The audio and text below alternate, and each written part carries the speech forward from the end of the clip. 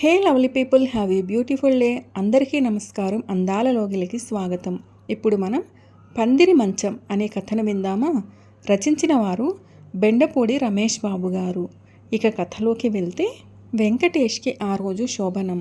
అందరూ ఎగిరి గంతేసే అలాంటి రోజు వెంకటేష్కి మాత్రం సంతోషంగా లేకపోగా చాలా విచారంగా ఉంది.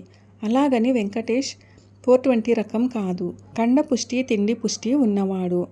ఘాటుక బ్రహ్మచారి. తన జీవితంలో ఏ ఆడపిల్ల వైపు కన్నెత్తి చూసిన రకం కాదు. అటువంటి వెంకటేష్ విచారానికి ఓ కారణం ఉంది. అతను అమితంగా అభిమానించి ఆయన గారి బామ్మే దానికి కారణం. బామ్మగారికి ఈ శోభనానికి లింకేమిటా అనా మీ అనుమానం? అక్కడే ఉంది తిరకాసు. వెంకటేష్కి చిన్నతనంలోనే యాక్సిడెంట్లో తల్లిదండ్రులు చనిపోయారు. అన్నీ తానే మనవణ్ణి అల్లారు ముద్దుగా పెంచింది. అతని బామ్మ మంగతాయారు. అతనికి పెళ్లి చేయాలని సంకల్పించి సంబంధాల కోసం వెతికి వచ్చిన సంబంధాల్ని అటు 7 తరాలు ఇటు 7 తరాలు భూతద్దంలో చూసి జల్లెడ పట్టి అన్నీ ఓకే అనుకున్న తర్వాతే సుబ్బలక్ష్మితో సంబంధం ఖాయం చేసుకుంది. వెంకటేష్కి సుబ్బలక్ష్మికి పెళ్లి ఘనంగా జరిపించి శోభనానికి ఏర్పాట్లు చేశారు. అక్కడే వచ్చింది పేచీ బామ్మకి వెంకటేష్కి. అప్పటిదాకా చెట్టాపట్టాలేసుకు తిరిగిన మిత్రపక్షాల్లో విభేదాల్లా వీళ్ళిద్దరి మధ్య అభిప్రాయ భేదాలు వచ్చాయి. దానికి కారణం పందిరి మంచం. తన శోభనానికి ఈ డొక్కు పందిరి మంచం వద్దని వెంకటేష్ 0 అవర్లో ఓ శాసనసభ్యుడిలా క్వశ్చన్ లేవదీశాడు. ఎందుకొద్దురా అంది బామ్మ. బామ్మ, తవ్వకాల్లో బయటపడ్డ ఇక్ష్వాకుల కాలం నాటి పందిరి మంచంలో ఉందే అన్నాడు. నోరు ముయ్యరా, ఈ పందిరి మంచాన్ని 7 తరాల నుంచి వాడుతున్నాం. ఎవ్వరికీ లేని అభ్యంతరం నీకు వచ్చిందా అంది. కావచ్చు, నాకు ఈ మంచం వద్దు. నువ్వేమన్నా భీమసేనుడి వట్రా? రివట వెదవ్వి, నీ బలానికి ఇదేం జరిగిపోదులే, ఇరిగిపోదులే. బామ్మ, నువ్వేమైనా చెప్పు, ఈ పందిరి మంచం నాకు వద్దుగాక వద్దు అన్నాడు పాత సినిమాలో ఎన్టీఆర్ ఫోజ్ పెడుతూ.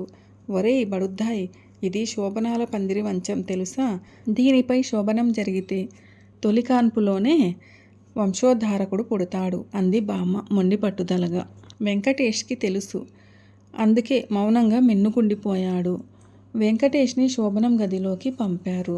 ఆ పందిరి మంచం వైపు చూస్తుంటే టీవీలో ఊడలమర్రి ప్రోగ్రాం చూస్తున్నంత టెన్షన్ పడసాగాడు. అప్పుడప్పుడు దాని శక్తి సామర్థ్యాలేమిటో చూడడం కోసం చేత్తో గట్టిగా ఊపి పరీక్షించసాగాడు. అది కిర్రుకిర్రున శబ్దం చేస్తూనే ఊగసాగింది. బుజ్జిముండ గట్టిదేలే అనుకున్నాడు. పాల గ్లాసుతో శోభనం గదిలోకి అడుగుపెట్టింది సుబ్బలక్ష్మి. అసలే అందగత్తె, ఆ పై అలంకారణంతో ఇంకా మెరిసిపోతోంది. ఇంత అందగత్తె భార్యగా దొరికినందుకు మురిసిపోయాడు వెంకటేష్. ఆమెను ప్రేమగా దగ్గరికి తీసుకున్నాడు. సుబ్బలక్ష్మి సిగ్గుతో మెలికలు తిరిగిపోతూ, మంచంపై కూర్చుందామండి అంది. కాస్త ఎత్తు ఎక్కువగా ఉండటంతో పందిరి మంచంపైకి విసురుగా ఎక్కాల్సిన పరిస్థితి వచ్చింది. ఇద్దరూ ఒకేసారి విసురుగా పందిరి మంచం ఎక్కారు. అంతే, సుబ్బలక్ష్మి కెవ్వుమంటే కేకు వేసింది. వెంకటేష్ భయంతో ఒక్క ఉదుటున కిందకి దూకి ఆమె వైపు భయంగా చూడసాగాడు. బయట కూర్చుని కబుర్లు చెప్పుకుంటున్న వియ్యపురాళ్ళకి ఆ కేక హృదయ విదారకంగా వినిపించింది. సుబ్బలక్ష్మి ఇంకా అరుస్తూనే ఉంది. 108 అంబులెన్సా? ఆమె అలా ఆగకుండా అరుస్తూ ఉండటంతో ఏమైందో ఏమో అనుకుని తలుపులు దబదబా బాదారు. వెంకటేష్ తలుపు తీశాడు. పందిరి మంచంపై ఉన్న సుబ్బలక్ష్మి చంద్రముఖి సినిమాలో జ్యోతికల మిడిగుడ్లేసుకుని చూస్తోంది. సుబ్బు, ఏమైందే తల్లి అంది ఆమె తల్లి విశాలాక్షి. మీ అమ్మాయికి ఇలా అరవటం అలవాటా అత్తయ్యగారు అన్నాడు వెంకటేష్. చాల్లేండే, భలేవారే, మీ అమ్మాయి దేనికో జడుసుకుంది, లేకపోతే ఇలా అరవదు అంది అల్లుణ్ణి అనుమానంగా చూస్తూ. ఆ హ్యాంగోవర్ నుంచి బయటపడ్డ సుబ్బలక్ష్మి, మమ్మీ, నాకు ఉయ్యాలంటే భయమని వీళ్ళకి చెప్పలేదా అంది. ఇప్పుడు ఆ గోల దేనికిలే అమ్మా అంది విశాలాక్షి. ఈ పందిరి మంచం ఉయ్యాలా ఊగిపోతుంటే భయమేసిందే అంది సుబ్బలక్ష్మి. అమ్మయ్య, ఇదా సంగతి, ఇంకా ఏం చూసి జడుచుకున్నావో అని భయపడ్డానే తల్లి అంది కూతుర్ని అక్కున చేర్చుకుంటూ విశాలాక్షి.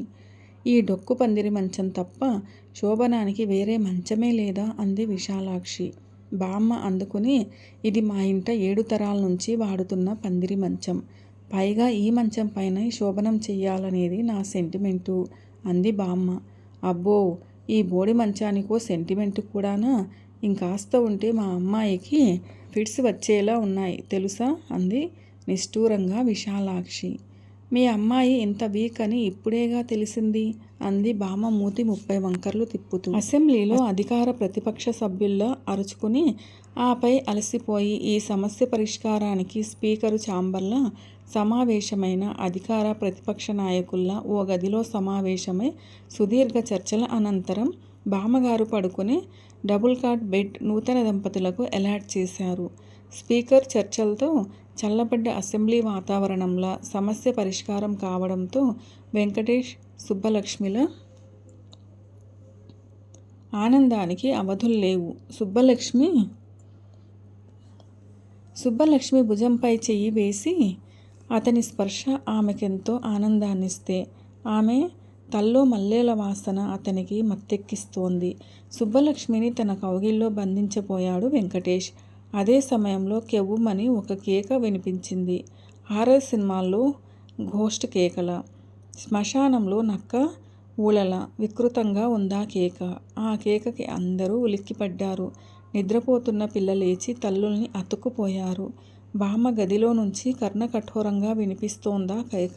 ఆదుర్దాతో అందరూ ఆ గది చేరుకున్నారు. పందిరి మంచం విరిగి కుప్పకూలి బామ్మపై పడింది.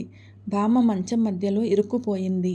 బామ్మ ఏమైంది అన్నాడు ఆదుర్దాగా వెంకటేష్.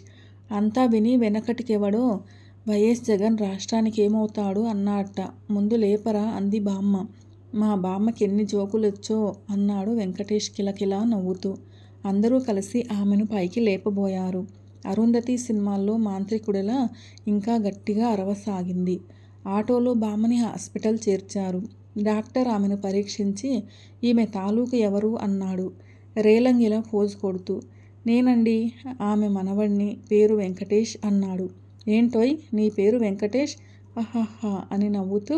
నీకీరోజు శోభనం కదూ అంటూ కుర్చీలో పడి పడి నవ్వసాగాడు డాక్టర్ పిచ్చేశ్వరరావు. అవునండి, నాకు ఈరోజు శోభనమే, మీకెలా తెలిసింది అన్నాడు అమాయకంగా. నా శోభనం రోజు ఇలాగే జరిగిందోయ్.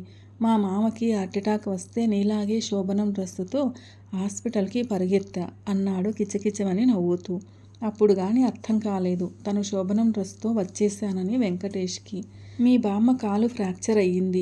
ఆమె తిరిగి నడవడానికి కనీసం ఓ 3 నెలలు పట్టొచ్చు. అప్పటిదాకా రాత్రిపూట పేషెంట్ దగ్గర ఓ మనిషి కంపల్సరీగా ఉండాలి. కాబట్టి మీ బామ్మని నువ్వే జాగ్రత్తగా చూసుకోవాలి, తెలిసిందా అన్నాడు రేలంగిలా. వెంకటేష్కి మైండ్ బ్లాక్ అయిపోయింది. కళ్ళు తిరిగి కుర్చీలో కూలబడ్డాడు తన శోభనాన్ని తలుచుకుంటూ.